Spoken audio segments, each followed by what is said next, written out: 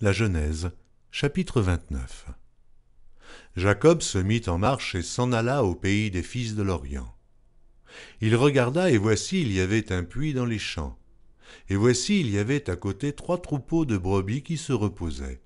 Car c'était à ce puits qu'on abreuvait les troupeaux. Et la pierre sur l'ouverture du puits était grande. Tous les troupeaux se rassemblaient là. On roulait la pierre de dessus l'ouverture du puits, on abreuvait les troupeaux, et l'on remettait la pierre à sa place sur l'ouverture du puits.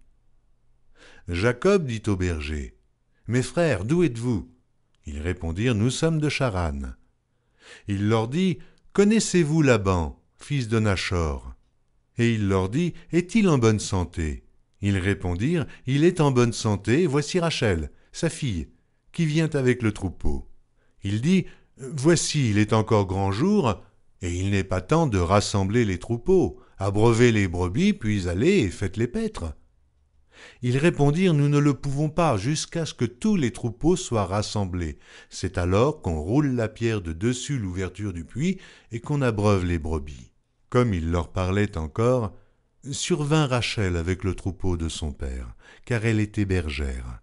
Lorsque Jacob vit Rachel, fille de Laban, frère de sa mère, et le troupeau de Laban, frère de sa mère, il s'approcha, roula la pierre de dessus l'ouverture du puits, et abreuva le troupeau de Laban, frère de sa mère.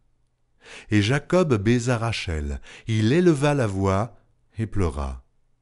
Jacob apprit à Rachel qu'il était parent de son père, qu'il était fils de Rebecca, et elle courut l'annoncer à son père. Dès que Laban eut entendu parler de Jacob, fils de sa sœur, il courut au-devant de lui, il l'embrassa et le baisa, et il le fit venir dans sa maison. Jacob raconta à Laban toutes ces choses. Et Laban lui dit, « Certainement, tu es mon os et ma chair. » Jacob demeura 1 mois chez Laban.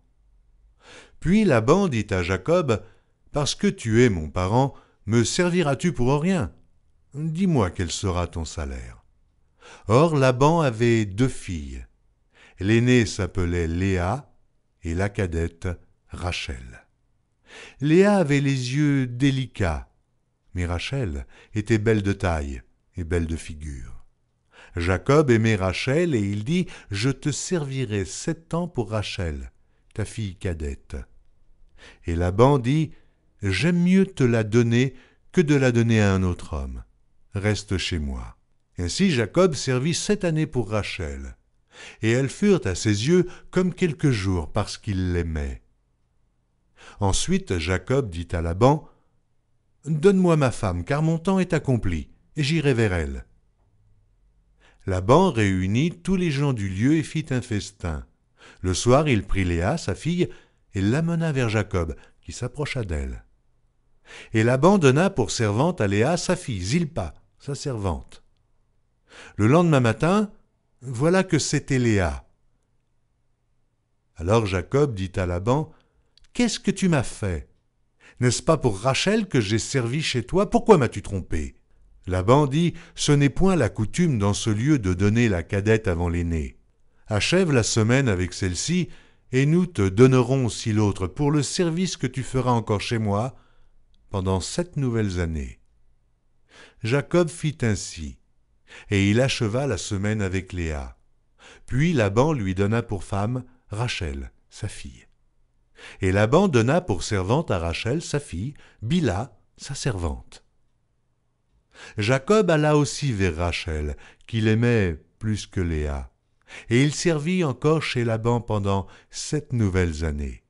L'Éternel vit que Léa n'était pas aimée, et il la rendit féconde, tandis que Rachel était stérile. Léa devint enceinte et enfanta un fils, à qui elle donna le nom de Ruben. Car elle dit, « L'Éternel a vu mon humiliation, et maintenant mon mari m'aimera. » Elle devint encore enceinte et enfanta un fils, et elle dit, « L'Éternel a entendu que je n'étais pas aimée, et il m'a aussi accordé celui-ci. » Et elle lui donna le nom de Siméon. Elle devint encore enceinte et enfanta un fils, et elle dit, « Pour cette fois mon mari s'attachera à moi, car je lui ai enfanté 3 fils. C'est pourquoi on lui donna le nom de Lévi. » Elle devint encore enceinte et enfanta un fils, et elle dit, « Cette fois je louerai l'Éternel. » C'est pourquoi elle lui donna le nom de Juda, et elle cessa d'enfanter.